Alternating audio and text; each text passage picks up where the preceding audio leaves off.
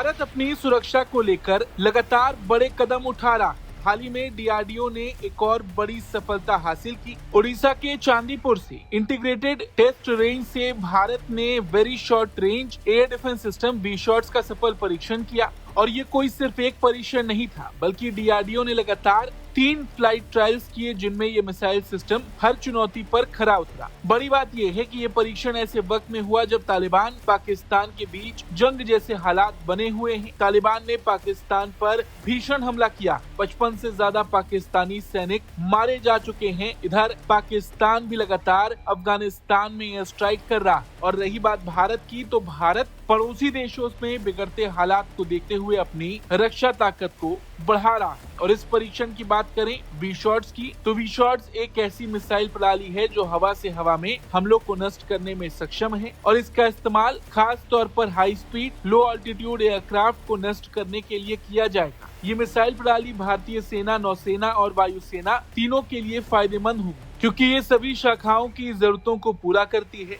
इस मिसाइल की खास बात यह है कि इसे मनुष्य द्वारा कंधे पर लेकर भी इस्तेमाल किया जा सकता है, यानी इसे कहीं भी आसानी से तैनात किया जा सकता है। इन परीक्षणों के दौरान वी-शॉट्स ने उन उच्च गति वाले एयरक्राफ्ट को भेजने में सफलता प्राप्त की जो दुश्मन के विमान की नकल कर रहे। इन परीक्षणों से ये साबित हो गया कि ये मिसाइल प्रणाली किसी भी हवा में उड़ने वाली उच्च गति वाली तकनीक को बेअसर करने में सक्षम है, चाहे वो किसी भी ऊंचाई पर उड़ रहे हों। डीआरडीओ के अधिकारियों के मुताबिक ये परीक्षण अंतिम तैनाती के लिए किया गया था, जहां वास्तविक युद्ध जैसे हालात में मिसाइल को फायर किया गया। पूरे परीक्षण के दौरान मिसाइल सिस्टम की निगरानी के लिए कई आधुनिक उपकरणों का इस्तेमाल किया गया, जैसे telemetry system, electro optical tracking system और रडार। ये सब मिलकर साबित करते हैं कि वी-शॉट्स प्रणाली किसी भी हवाई खतरे से निपटने के लिए तैयार। इन सफल परीक्षणों को देखते हुए रक्षा मंत्री राजनाथ सिंह ने डीआरडीओ, भारतीय सेना और उद्योग भागीदारों को इस सफलता के लिए बधाई दी। उन्होंने कहा कि 3 लगातार सफल परीक्षण एक बड़ी उपलब्धि है और ये सिस्टम